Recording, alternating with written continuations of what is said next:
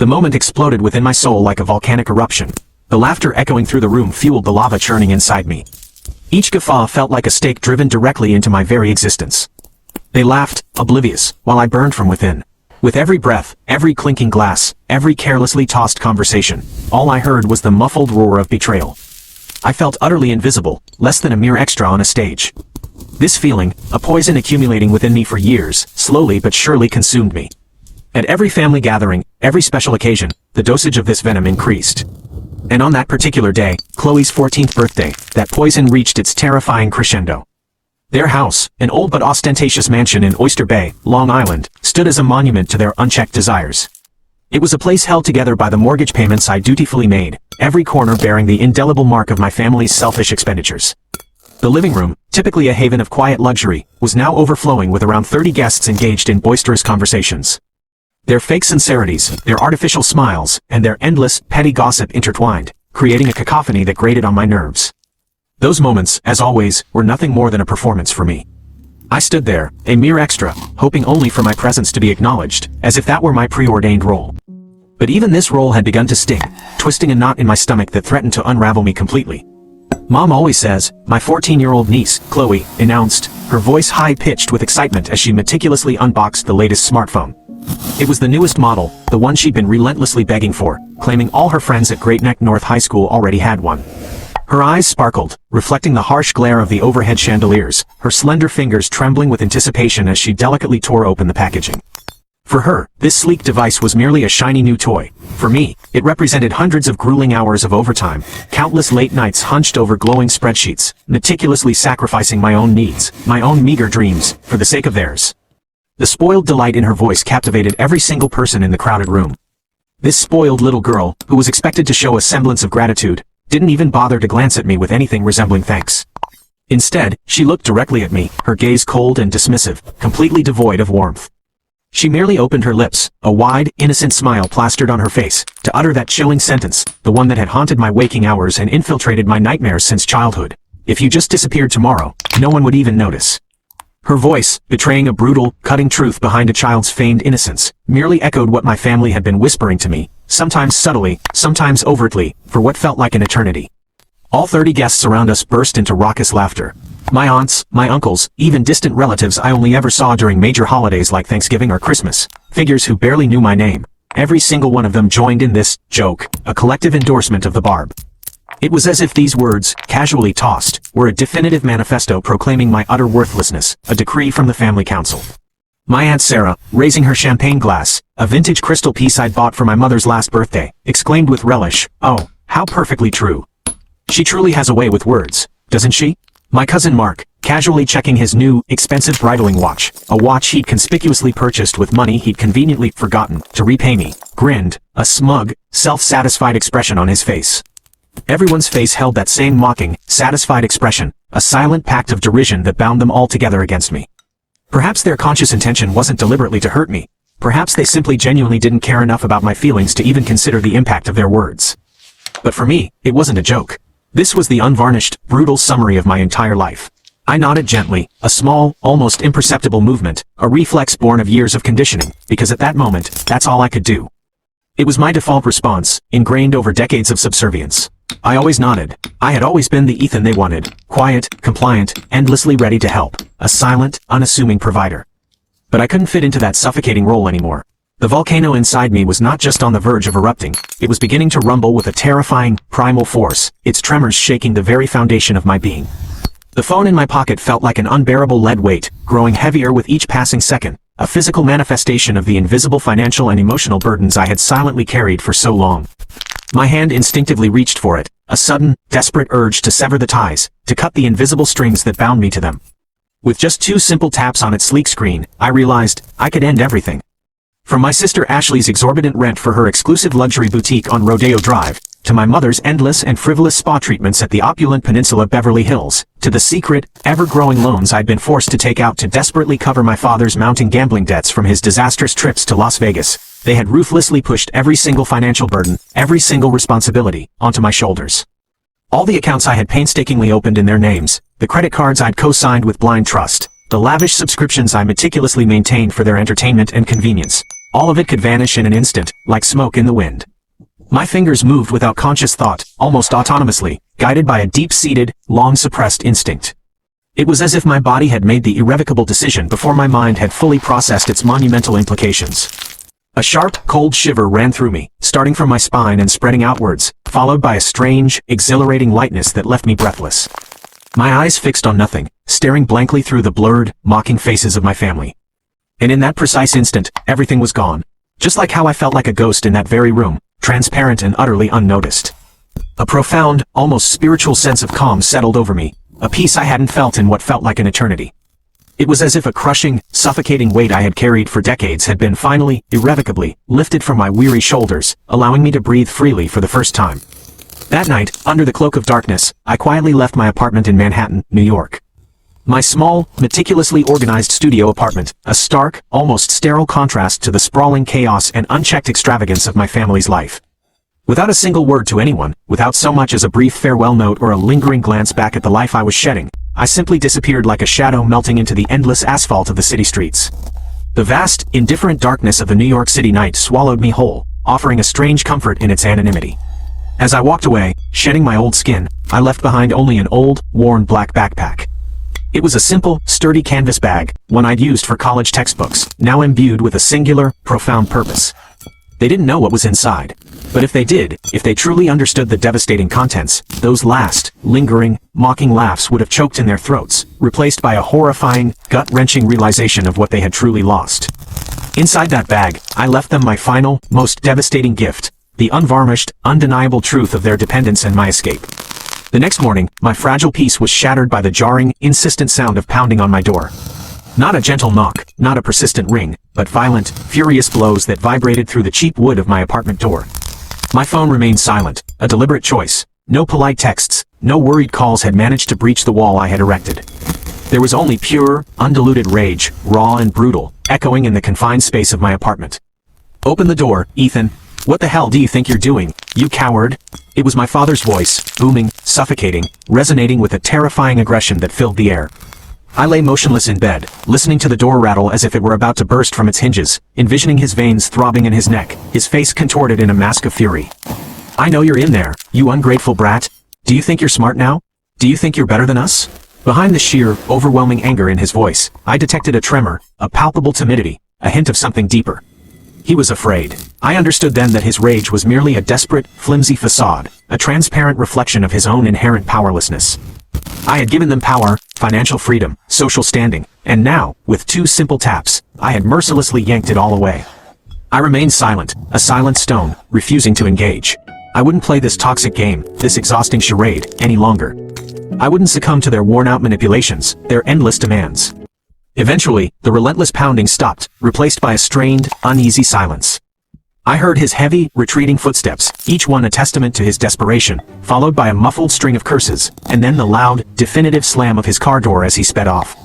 But it wasn't over. This was merely the first volley in a war one had secretly declared.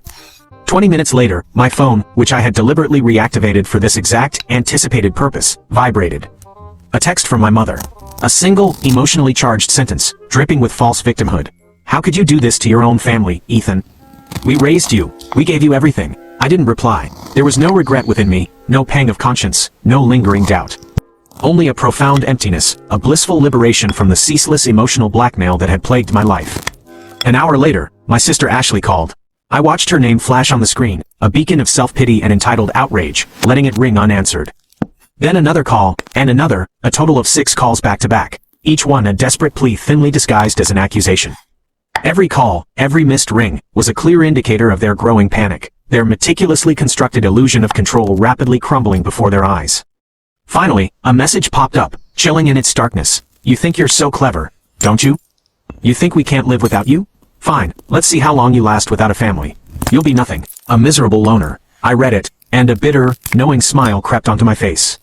Was this a threat, a desperate attempt to scare me back, or a promise? For me, it was a promise of ultimate, unadulterated liberation. So, if you're listening now and this story has captivated you, if you feel a flicker of understanding for Ethan's journey, please don't forget to like the video and subscribe to my channel. Your comments are also very valuable. Please share your thoughts and what resonated with you. But the real storm, the tempest I had been dreading and secretly anticipating, broke that evening. I had just stepped out of the shower, the warm steam still clinging to my skin, when I heard the distinct, unmistakable sound of the lock clicking on my door, followed by the familiar squeak of the handle. I froze, dripping water onto the cool bathroom tiles. No one, absolutely no one, should have a key to my apartment. No one, except them. The door burst open violently, slamming against the wall with a deafening thud that made the entire frame shudder. My father stormed in, his face crimson with a volcanic rage, beads of sweat glistening on his forehead, catching the dim light. His eyes blazed with an almost terrifying fury, darting around my small space as if searching for something incriminating, something to prove his accusations. My mother was right behind him, her eyes wide with shock and panic, her usually composed demeanor completely shattered. She was wearing her favorite silk scarf, a designer piece I'd bought her last Christmas, draped elegantly over her shoulders, a stark, almost absurd contrast to the raw, visceral emotion contorting her features. "Do you think you can lock me out, Ethan?" My father roared, his voice echoing through the modest walls of my queen's apartment, filling every corner of the room. "Get out," I said, my voice calm but icy, a sharp, controlled contrast to his booming aggression. "Get out! This is what you've become. Intruders. Trespassers in my private space." My mother's voice was shrill, almost hysterical, laced with theatrical anguish that would have won her an Oscar. "You're abandoning your own family, Ethan. How could you be so heartless?"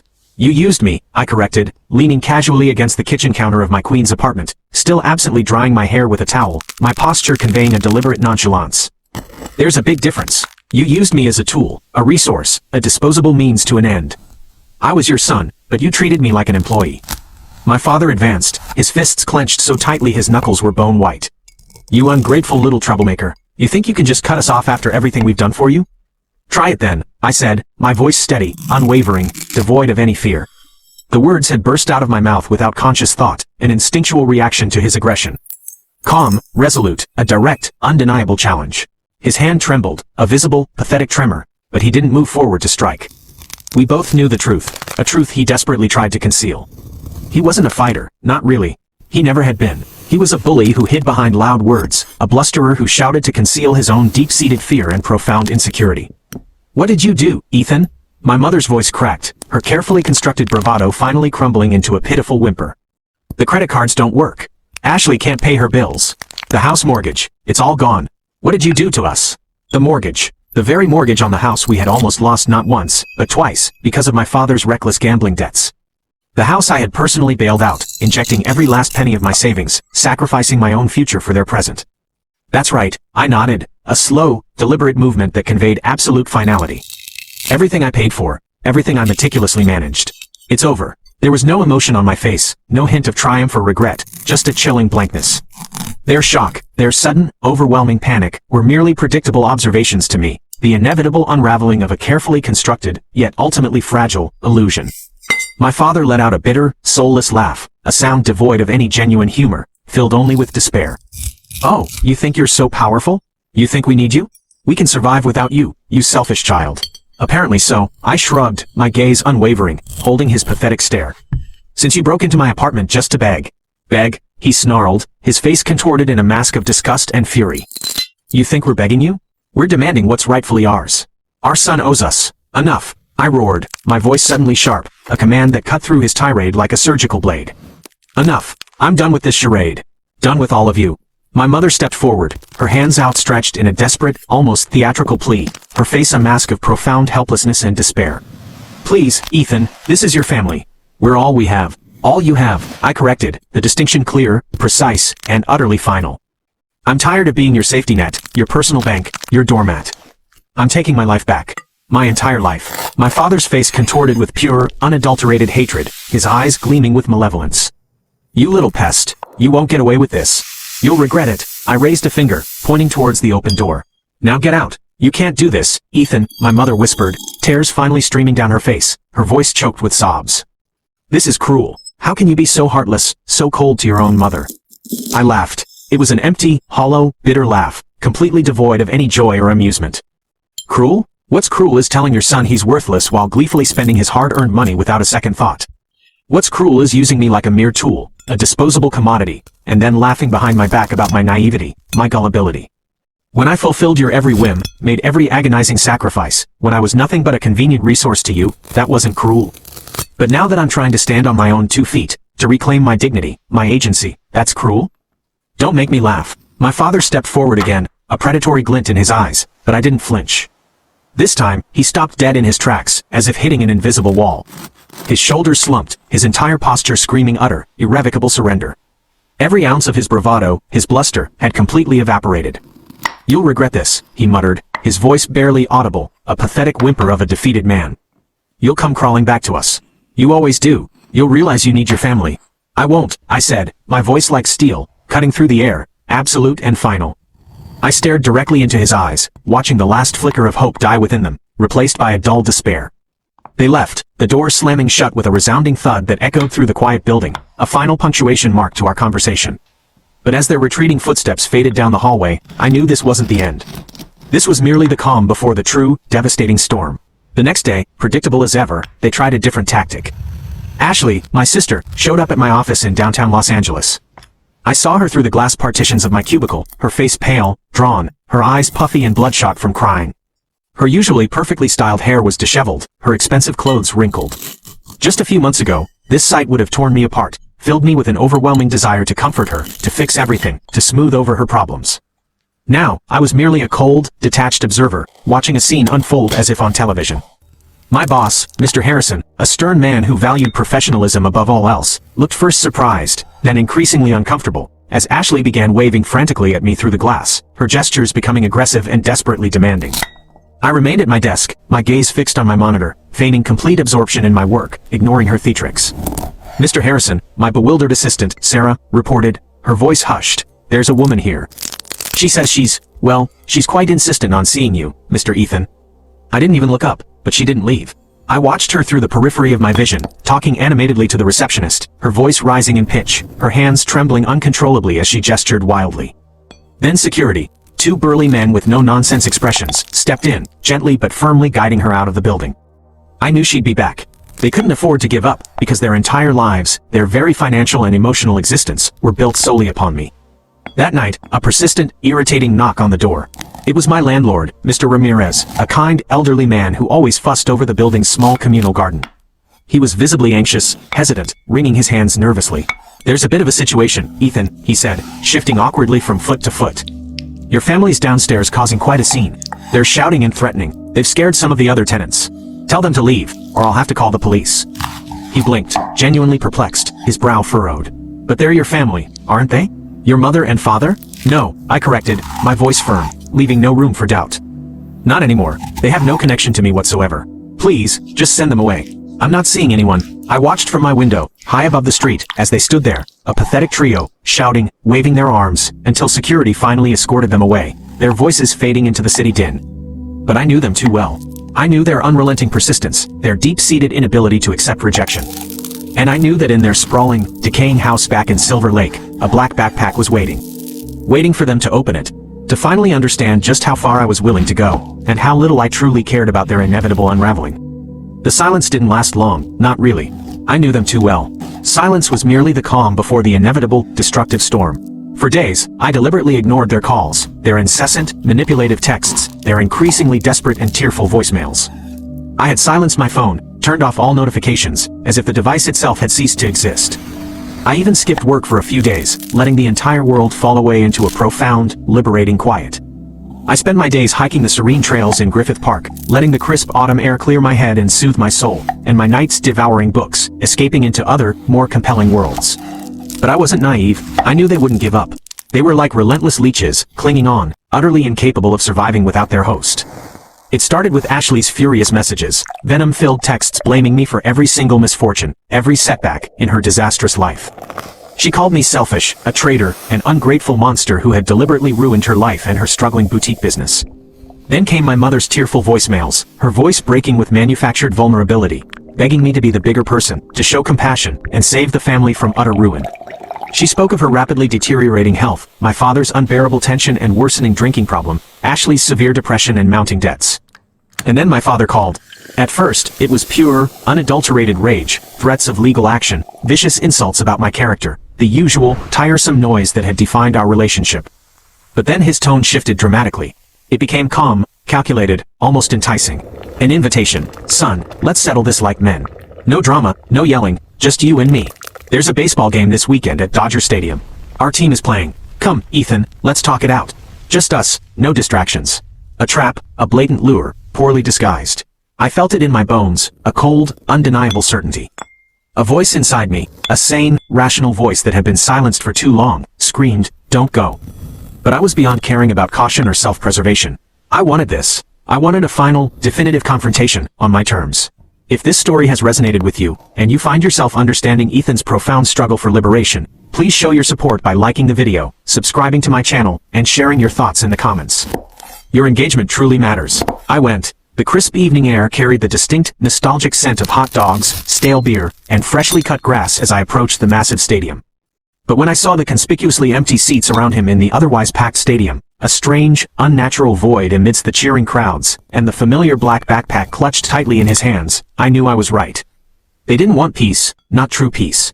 They wanted control. They wanted to reassert their dominance, to pull me back into their orbit, to regain their lost power.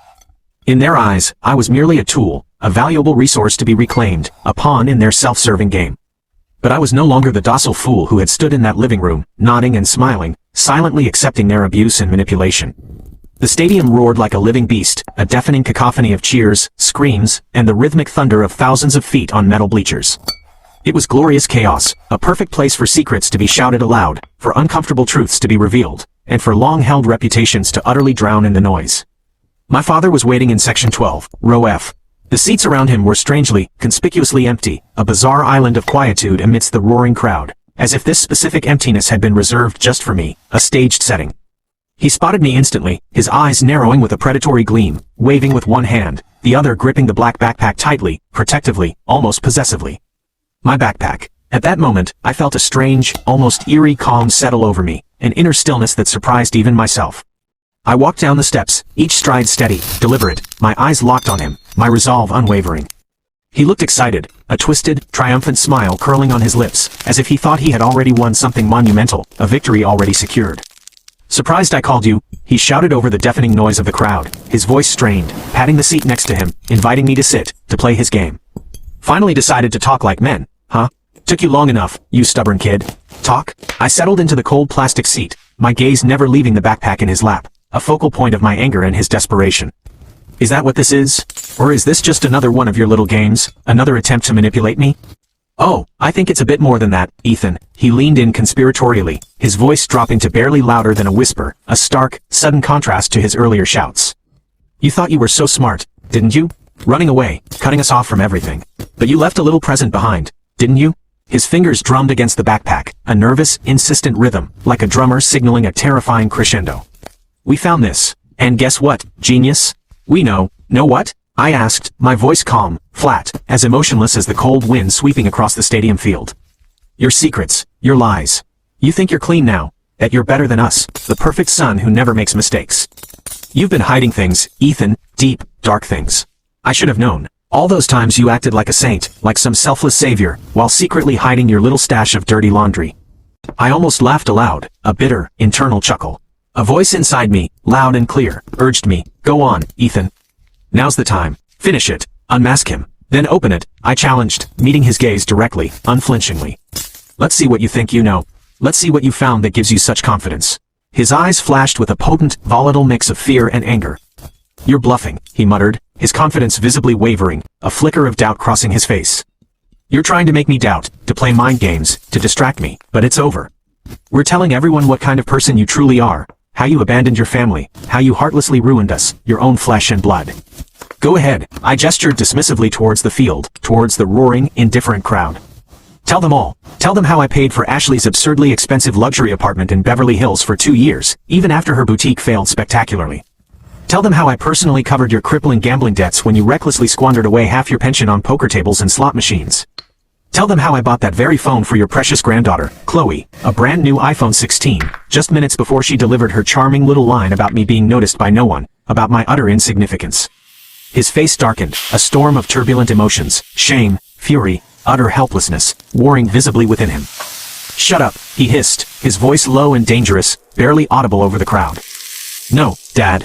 Let's make it crystal clear, right here, right now.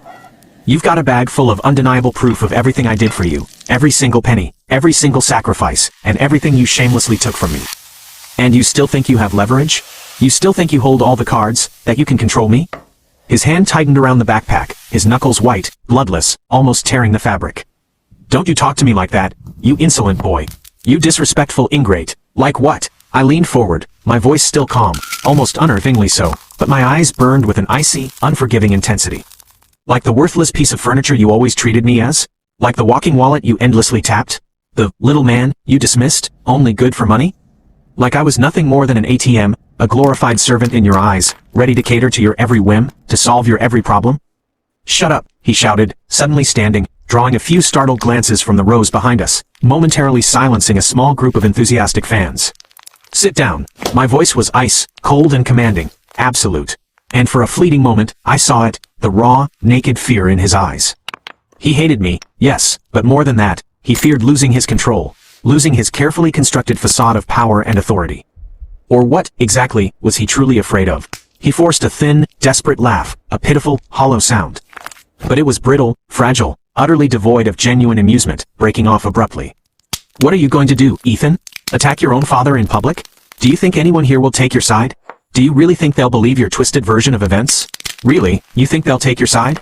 I gestured to the vast, indifferent crowd around us, a sea of strangers who wouldn't care less about his bluster, his manufactured outrage. "You're just an angry old man with a bag full of debts, a man on the brink of losing everything, screaming into the void. And they don't know me, but they don't have to.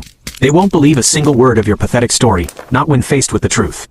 His face twisted with pure malice, his voice dropped to a guttural snarl, filled with venom. You egoist, you self-righteous bastard, you think you're so smart.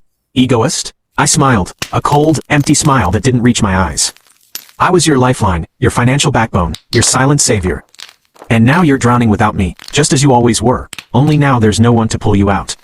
He raised his hand, a thick, trembling club, aiming for my face, a desperate, final attempt to assert his dominance. I saw it coming, slow and deliberate, almost in slow motion. But I didn't move. I didn't flinch. He wanted a reaction, a public spectacle, scandalous proof that I was the villain in his convoluted narrative. But I just stared at him, calm, unblinking, my gaze unwavering, and his fist stopped mere inches from my face, trembling violently, a testament to his impotence. "I should have left you on the streets," he whispered, his voice shaking with a pathetic, defeated fury. "You were always a parasite, a nobody, a useless burden." "Funny," I whispered back, leaning so close I could smell the stale beer and desperation on his breath, the lingering scent of his self-destruction. "That's exactly what I thought about you.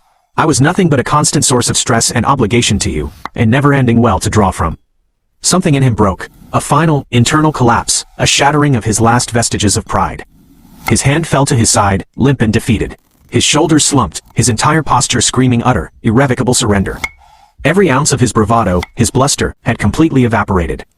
The cheers of the crowd became thunderous, a joyous roar for a home run, a perfect cover for the silent, humiliating collapse of whatever pride he had left. I reached out, my hand steady, unwavering, grabbed the backpack, and yanked it from his grasp.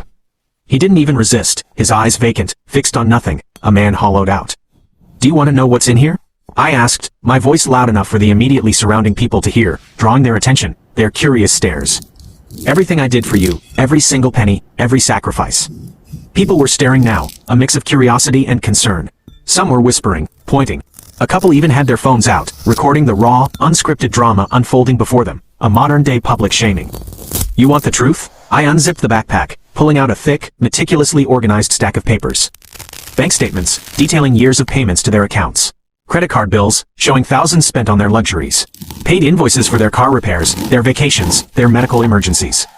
Legal documents proving property transfers, hospital bills I'd covered, documents proving I'd twice prevented their home from being repossessed. Each crisp sheet was undeniable, damning proof of my selfless contributions and their relentless, shameless exploitation. There it is. Proof of how I carried you, how I paid your endless bills, how I literally saved your house from foreclosure not once, but twice. His face drained of color, turning a ghastly shade of white, his eyes wide with horror as the truth was laid bare. "And you want to talk about betrayal?" I stood, holding the papers high, a stark white banner against the stadium's vibrant backdrop, a testament to my suffering. "You betrayed me the day you turned me into your personal ATM. The day you laughed, when they told me I was nothing, utterly worthless, a disposable resource." "Stop," he whispered, his voice small, pathetic, a mere breath, his body sinking back into the seat, as if the sheer weight of the papers had physically crushed him. "No, you wanted a scene. You got one." With a final, decisive gesture, I tossed the papers at his feet, and they scattered, fluttering down the steps like dead leaves in an autumn wind, carried away by the stadium breeze, a literal scattering of his life's lies. I turned, walking up the steps, my back ramrod straight, my head held high, past the staring faces, past the whispers that now followed me. Everyone's eyes were on me, their expressions ranging from shock to pity, but their judgment, their curiosity, no longer affected me. You can't just leave, he shouted, his voice cracking, a desperate, broken plea that lacked any power. But I didn't stop. I didn't look back. For the first time in my life, his voice meant nothing. It was just noise, impotent and irrelevant. He had no power over me anymore. I was truly free. They never stopped trying. Not at first. The day after the stadium, the day my father's pride, his very essence, bled out on those cold metal seats, my phone rang like a relentless alarm. Call after call, message after message flooded in, a digital torrent. Accusations, desperate begging, empty threats, a dizzying cycle of manufactured panic and relentless emotional blackmail wrapped in their once familiar voices.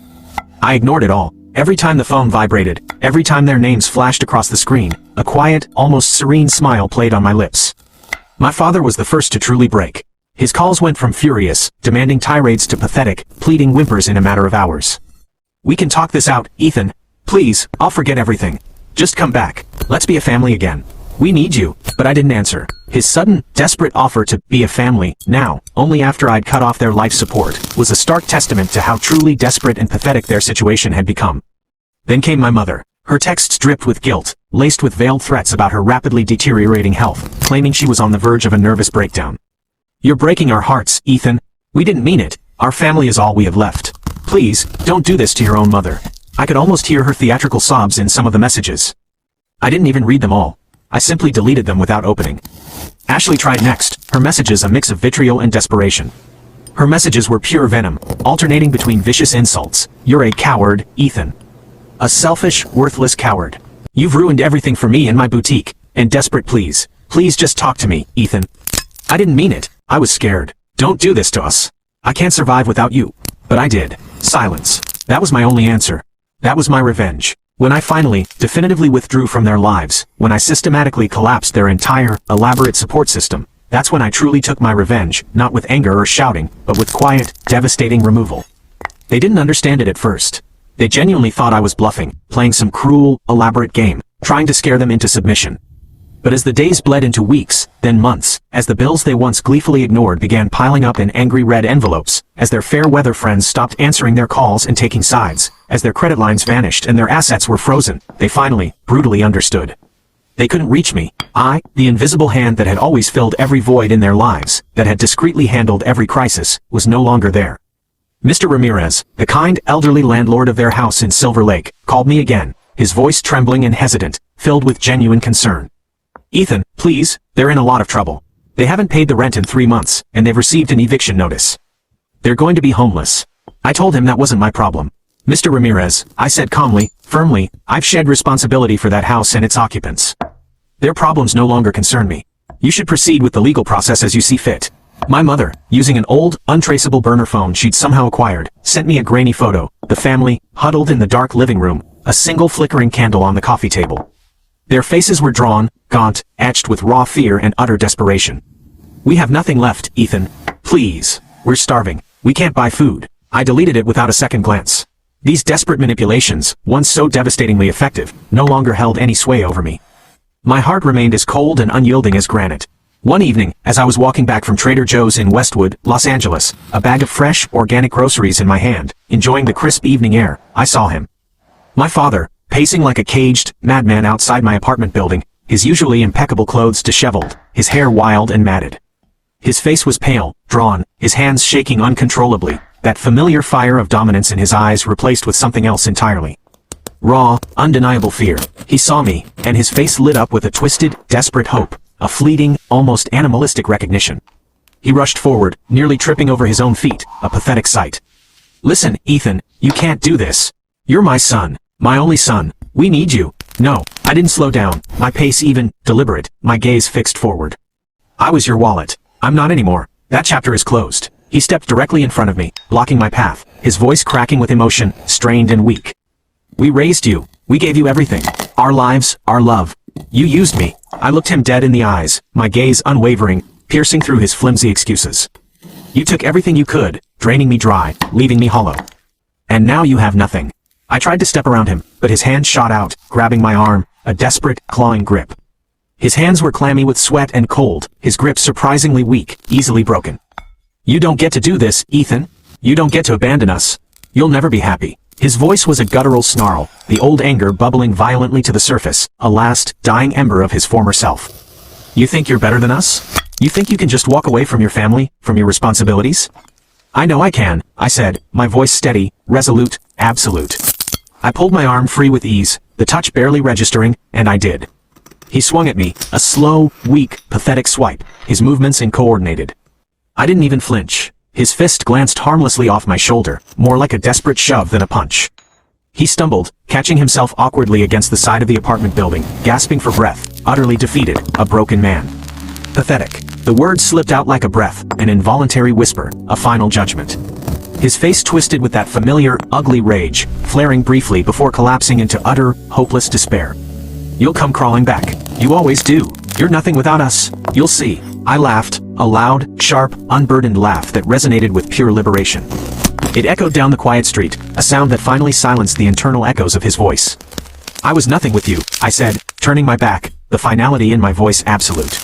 I walked away. I didn't look back. His presence was now just a persistent, distant noise in my life, fading into irrelevance. That night, for good measure, I threw my phone into the bottom drawer of my desk and left it there, untouched, a symbolic burial. The messages, the missed calls, they piled up in the digital void, accumulating into an unread history, but they couldn't touch me anymore.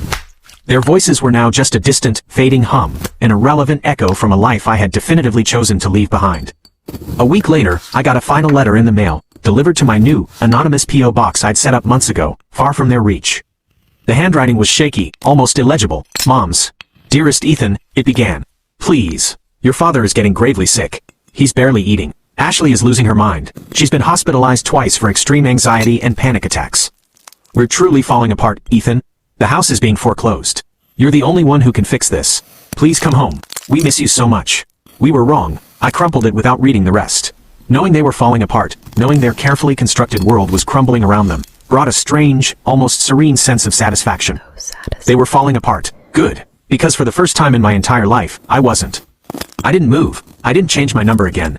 I didn't hide. I stayed exactly where I was, firmly rooted in my new, self-made life, in my meticulously organized apartment. I simply stopped being a part of their world, a participant in their drama.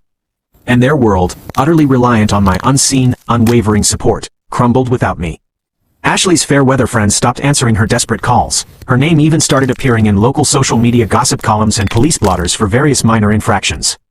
My mother's distant relatives, the ones who used to send polite Christmas cards and expected lavish gifts in return, now completely ignored her desperate pleas for help. My father, he lost his temper one too many times at his job at General Motors, screaming at clients and colleagues in fits of rage, and was finally, irrevocably fired.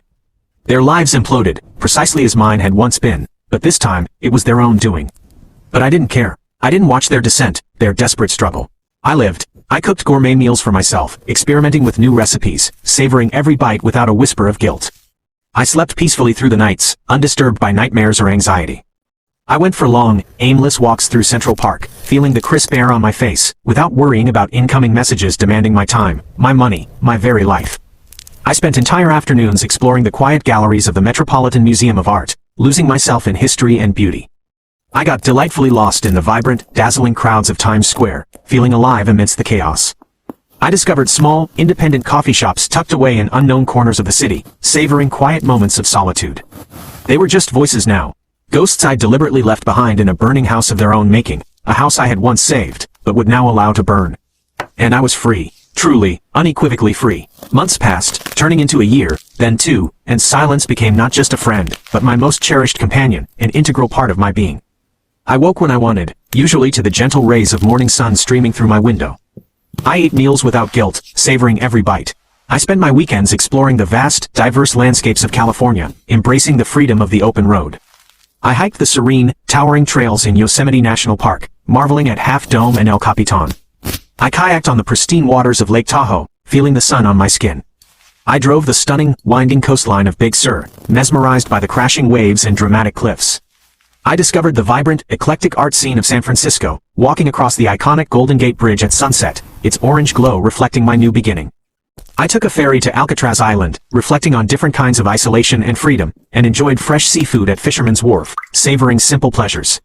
I felt freedom in every quiet moment, every unasked favor, every self-funded experience, every choice that was truly my own.